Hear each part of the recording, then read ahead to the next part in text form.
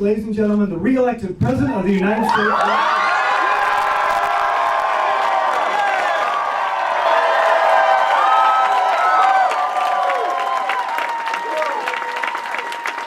So, you guys, I try to picture myself when I was your age, and I first moved to Chicago at the age of 25, and I had this vague inkling about making a difference. I didn't really know how to do it. I didn't have a structure, and there wasn't a presidential campaign at the time that I could attach myself to. Ronald Reagan had just been reelected and was incredibly popular. And so I came to Chicago knowing that somehow I wanted to make sure that my life attached itself to helping kids get a great education or helping people living in poverty to get decent jobs and be able to work and have dignity. To make sure that the people didn't have to go to the emergency room to get health care. And I ended up being a community organizer out in the south side of Chicago. A group of churches were willing to hire me. And I didn't know at all what I was doing.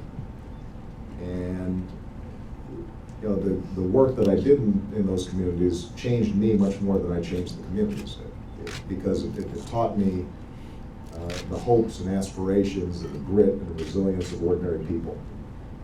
And it taught me the fact that under the surface differences, we all have common hopes and we all have common dreams. And it taught me something about how I handled disappointment and what it meant to work hard on a common endeavor. And I grew up. I became a man during that process. And so when I come here and I look at all of you, what comes to mind is it's not that you guys actually remind me of myself. It's the fact that you are so much better than I was. In so many ways. You're smarter and you're better organized, and you're more effective. And so I'm absolutely confident that all of you are going to do just amazing things in your lives. And what Bobby Kennedy called the ripples of hope that come out when you throw a stone in a lake, that's going to be you. I'm just looking around the room and I'm thinking, wherever you guys end up, in whatever states, in whatever capacities, whether you're in the private sector, or the non-for-profit, or some of you decide to go into public service, you're just going to do great things. And that's why, even before last night's results, I felt that the work that I had done in running for office had come full circle. Because what you guys have done means that the work that I'm doing is important. And I'm really proud of that. I'm really proud of all of you. And what you described.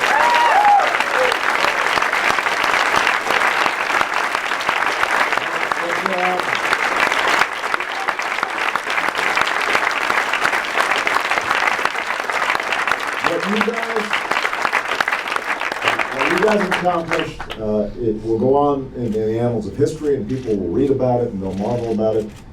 But the most important thing you need to know is that your journey is just beginning. You're just starting. And whatever good we do over the next 4 years will pale in comparison to what you guys end up accomplishing for years and years to come. And that's been my source of hope. That's why during the last 4 years, when people ask me about,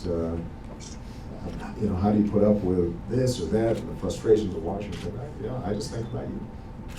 I think about what you guys are going to do. And that's the source of my hope. That's the source of my strength and my inspiration. And I know that you guys won't disappoint me, because I've already seen who you guys are. And you all are just remarkable people. And you've lifted me up each and every step of the way. All right, All right? President. Thank you, guys.